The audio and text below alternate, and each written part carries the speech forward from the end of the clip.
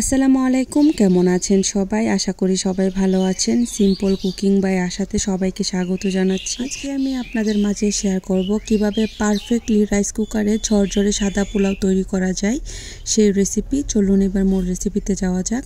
প্রথমেই নিচ্ছি 2 কাপ চাল। রাইস কুকারের যে পাতিলটা আছে সেই পাতিলেই আমি নিয়ে নিচ্ছি।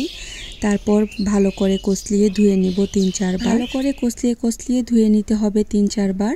রাইস কুকারে পোলাও রান্না করার জন্য চাল আগ থেকে ভিজিয়ে রাখার প্রয়োজন নেই। যখন তখন ধুয়ে যখন তখনই রান্না করা যায়।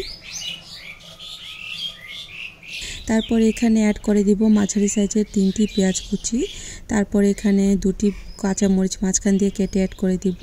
3 টুকরা দারচিনি, 2 টুকরা এলাচি অ্যাড করে দিচ্ছি। তারপর এখানে 1 চা চামচ রসুন বাটা, 1 চা চামচ আদা বাটা আর স্বাদ মতো লবণ দিয়ে দিচ্ছি। তারপর এখানে অ্যাড করে দিব লেবুর 1 টুকরা রস। তারপর এখানে অ্যাড করে দিব উঁচু করা 1 চা চামচ ঘি।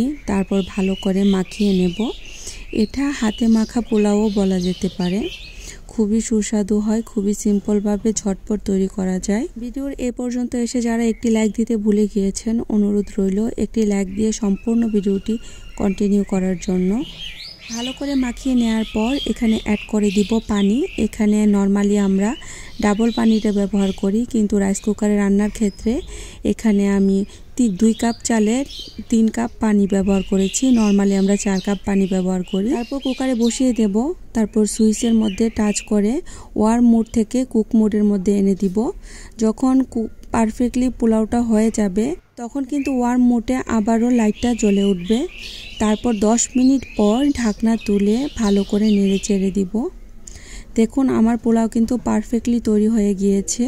খুব ঝটপট তৈরি করা যায়। 10-15 মিনিটের মধ্যেই আপনার পোলাও রেডি হয়ে যাবে।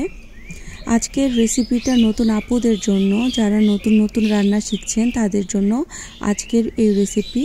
খুব সিম্পলভাবে দেখানোর চেষ্টা করেছি। আশা করি আপনাদের অবশ্যই ভালো লেগেছে।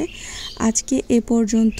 পরবর্তী নতুন আরেকটি রেসিপির সাথে দেখা হবে ইনশাআল্লাহ। সবাই অনেক বেশি ভালো থাকবেন। আল্লাহ হাফেজ।